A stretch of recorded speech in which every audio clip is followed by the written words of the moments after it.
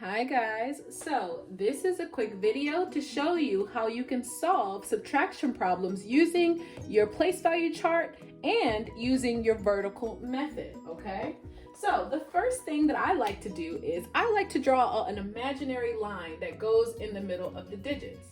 I do this because it helps to show me which numbers are in the tens place, which I'll put with a T, and which numbers are in the ones place, which I'll put with an O. It kind of looks like our tens and ones that we have here in our place value chart. We have our tens and our ones. It's the same thing. So I like to draw that line so I can see what digits are in the tens place and what digits are in the ones place, okay? So the first step now, after that, is we're going to draw our first number. So we're gonna draw the number 54.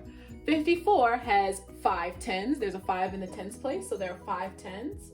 1, 2, 3, 4, 5, and there are 4 ones. 1, 2, 3, 4.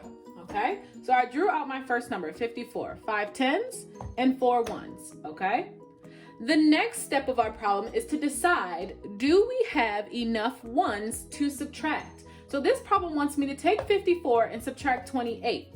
28 has 8 ones. Do I have enough ones to take away 8 ones?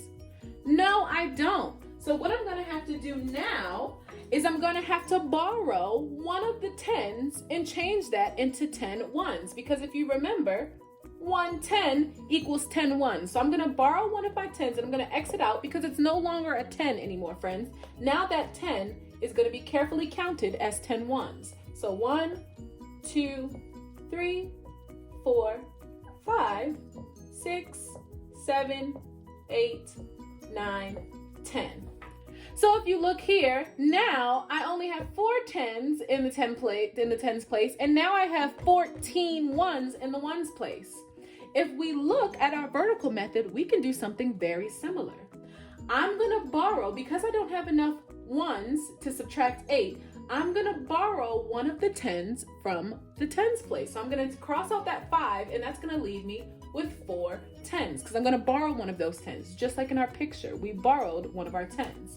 And what did we do with that 10, friends? We moved it over to the ones place, so instead of having just 4 ones, we now have 14 ones. So I'm gonna borrow one of the tens, and I'm gonna cross out my 4, and I'm gonna put it on top, that now instead of just 4 ones, we have 14 ones, because like we said, we borrowed a 10 and moved it over to the ones place. So now we have 14 ones. And you can see it's very similar to our picture, because right now we have 4 tens and 14 ones. Okay? And so from here, we can move on to go on and subtract. Okay? So now we can subtract our 8 ones because we have plenty of ones to take away now. All right? So I'm going to take away 8 ones. 1, 2, 3, 4, 5, 6, 7, 8. Okay? So I'm going to take away 8 ones, and that leaves me with 1, 2, 3, 4, 5, 6 ones. So I have 6 ones left. And if you were to look here, friends, it'd be the same thing. We would do 14 minus 8. And if you know that math, 14 minus 8 is equal to 6. It's the same thing we drew in our picture. All right?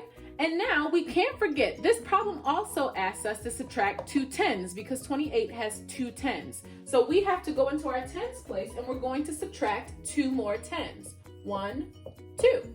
Okay? So now we have how many tens left? We have 2 tens left, my friends. And if you look here, it's the same thing. We had 4 tens minus 2 tens equals 2 tens. So our answer, 54 minus 28, is 26. Okay? So this is how you can use the vertical method and your place value chart to help you solve your problems. For some friends, they may want to draw their picture out, or some friends can do it just this way without the picture. Either way is perfectly fine, as long as you are taking your time to get your answer. All right? Good luck, friends.